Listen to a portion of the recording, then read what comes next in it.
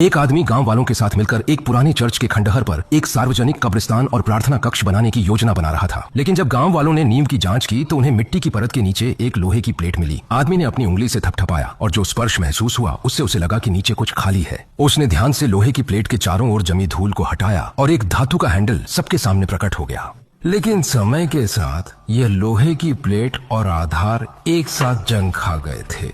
Hello lubricant की मदद से दो गांव वालों ने पूरी ताकत लगाकर लोहे की प्लेट को खींचा। इसके तुरंत बाद नीचे के छेद से एक गंदी हवा बाहर निकली। जब गंदी हवा खत्म हो गई तो आदमी ने एक पत्थर उठाया और उसे छेद में फेंक दिया। पत्थर के गिरने की आवाज से अंदाजा लगाया गया कि यह छेद वास्तव में गहरा नहीं है, लेकिन इसका मुंह बहुत संकरा है जिससे कोई वयस्क अंदर नहीं जा सकता। आदमी ने भीड़ में एक नजर डाली और अंततः उसकी नजर एक लड़के पर पड़ी। फिर गांव वालों ने एक रस्सी लाकर बच्चे के शरीर पर बांध दी और धीरे धीरे उसे छेद के मुंह से नीचे उतारा। छेद के नीचे पहुंचने के बाद लड़के ने नीचे की स्थिति की जानकारी ऊपर भेजी।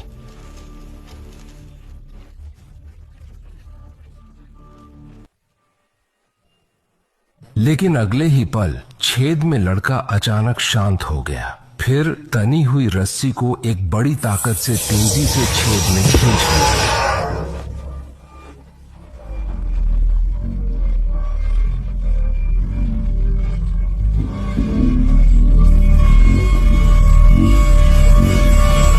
स्थिति गंभीर थी। आदमी ने तुरंत गांव वालों से छेद का मुंह बड़ा करने को कहा। जब सब लोग पूरी ताकत से छेद का मुंह खोद रहे थे, गांव की महिलाएं भी खबर सुनकर जल्दी से वहां पहुंच गईं। सोनिया ने सुझाव दिया कि बचाव में मदद के लिए फायर ब्रिगेड से संपर्क करना चाहिए, लेकिन सफीर ने कहा कि वे बच्चे को बचा सकते हैं, उन्हें किसी और की मदद की जरूरत नहीं है। इस समय गुफा का मुंह पहले ही चौड़ा हो चुका था। गांव वालों की मदद से सोनिया, सफीर और बच्चे के पिता ओमार एक साथ गुफा में प्रवेश कर गए। गुफा के अंदर एक मानव निर्मित सुरंग छिपी हुई थी। इस सुरंग का मार्ग जटिल था। सुरंग के साथ चलते हुए सोनिया और सफीर को एक लकड़ी का दरवाजा मिला। दरवाजा खोलते ही सोनिया ने अचानक अपने पीछे से एक अजीब आवाज सुनी। सफीर दरवाजे के पीछे के कमरे में कदम रखते हैं। लाइटर की हल्की रोशनी में ध्यान से देखने के बाद उन्हें कमरे में कुछ भी असामान्य नहीं मिला, लेकिन जब उन्होंने सिर घुमाया तो पाया कि सोनिया गायब हो गई थी। सोनिया ने अजीब आवाज सुनने के बाद आवाज का पीछा करते हुए दूसरी सुरंग में चली गई। टॉर्च की रोशनी में उसने देखा कि सुरंग के अंत में भी एक बड़ा दरवाजा था। अंदर से हल्की हल्की बच्चे के रोने की आवाज आ रही थी। वह धीरे धीरे दरवाजे के पास गई, दरवाजा खोला और अंदर के कमरे में चली गई। जब वह चारों ओर देख रही थी तो एक अजीब छाया उसकी आंखों के सामने से गुजरी।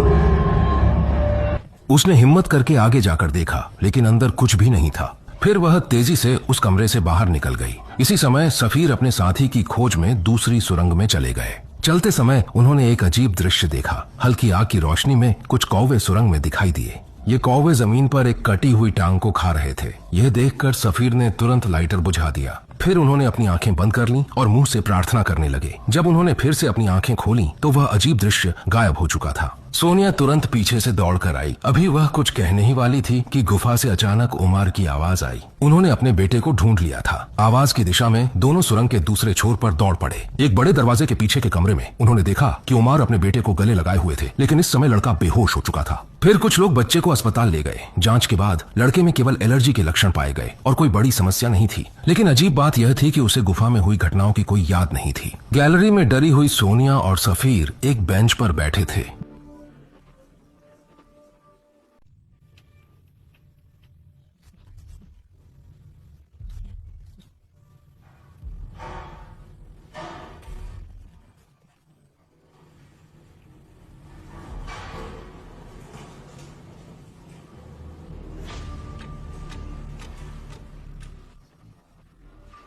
दोनों ने स्पष्ट रूप से कुछ अजीब देखा जिसे समझाया नहीं जा सकता, लेकिन किसी ने भी यह नहीं बताया कि उन्होंने वास्तव में क्या देखा। हालांकि ज्यादा समय नहीं बीता कि अस्पताल से घर लौटने के बाद लड़के में अजीब लक्षण दिखाई देने लगे।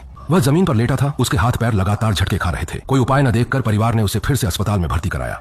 सफीर को जब यह खबर मिली तो वह अस्पताल आया। जब उसने बिस्तर के पास की अलमारी पर चित्र देखा तो उसने तुरंत बच्चे के साथ अकेले रहने की इच्छा जताई। ओमर के कमरे से बाहर जाने के बाद सफीर ने अपनी जैकेट उतारी और बच्चे के पास जाकर उसकी नाक से सूंघा। फिर लड़के के कान में कुछ धार्मिक श्लोक पढ़ने लगा। कुछ ही देर बाद लड़के ने प्रतिक्रिया दी। तब सफीर ने देखा कि वह लगातार अपने बाएं हाथ को कसकर पकड़े हुए है। उसने एक हाथ से बच्चे की कलाई पकड़ी और दूसरे हाथ से उसकी मुट्ठी को खोलने की कोशिश की। जब उंगलियां खोली गईं, तो सफीर ने देखा कि लड़के की हथेली काली हो चुकी थी। लेकिन इसका क्या मतलब था? इसी बीच एक छोटे से कस्बे में कारमेन नाम की एक महिला भी अजीब और रहस्यमय घटनाओं का सामना कर रही थी।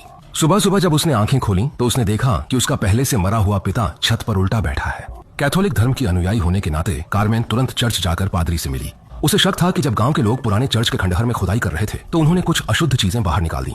अस्पताल के दरवाजे से बाहर निकलते ही सफीर ने सोनिया को ढूंढ लिया और लड़के की स्थिति के बारे में विस्तार से बताया। असल में लड़के ने कागज पर एक दानव का नाम लिखा था और उसकी काली पड़ी हथेली से यह पता चलता था कि वह दानव के कब्जे में था। लेकिन सोनिया तो नास्तिक थी। सफीर की बातें उसे पूरी तरह से बकवास लगीं। उसके अनुसार दुनिया की हर चीज का एक तार्किक स्पष्टीकरण होना चाहिए। इस तरह दोनों के बीच बहस हो गई और वे अलग हो गए। रात में सोनिया घर लौटते समय गाड़ी चला रही थी। चलती हुई कार अचानक रुक गई। वह कार से बाहर निकली और इंजन का ढक्कन खोलकर स्थिति देखने की कोशिश करने लगी। अचानक हवा चलने लगी और चारों ओर कोई नहीं था। यह देखकर सोनिया ने जल्दी से इंजन का ढक्कन बंद किया और कार में वापस आ गई। लेकिन जैसे ही वह दरवाजा बंद करने वाली थी, एक ताकत ने उसे जोर से धक्का दिया। अगले ही पल उस व्यक्ति ने उसकी पैंट खींच ली और अंधेरे में उसके साथ दुर्व्यवहार किया। पता नहीं कितना समय बीत गया। सोनिया सीट से उठी, लेकिन वह व्यक्ति जो उसके साथ दुर्व्यवहार कर रहा था गायब हो चुका था। इस समय कार ने फिर से सामान्य रूप से काम करना शुरू कर दिया। उसने इंजन चालू किया और जमीन पर गिरी हुई पैंट उठाने के लिए झुकी। तभी उसने साफ देखा कि कीचड़ भरी सड़क पर पैरों के निशान थे। फिर उसने पैंट पहन ली, कार को मोड़ा और पैरों के निशानों के साथ धीरे धीरे आगे बढ़ने लगी। पैरों के निशानों का पीछा करते हुए कार आखिरकार एक घर के सामने रुक गई। वह धीरे धीरे दरवाजे तक गई और दरवाजे के शीशे से देखा कि मिट्टी से सने जूते वहां थे। इस समय एक आदमी बगल में जमीन पर घुटनों के बल बैठा प्रार्थना कर रहा था। लेकिन सोनिया को यह बिल्कुल भी उम्मीद नहीं थी कि वह व्यक्ति जिसने उसके साथ दुर्व्यवहार किया था वह सैफिर होगा।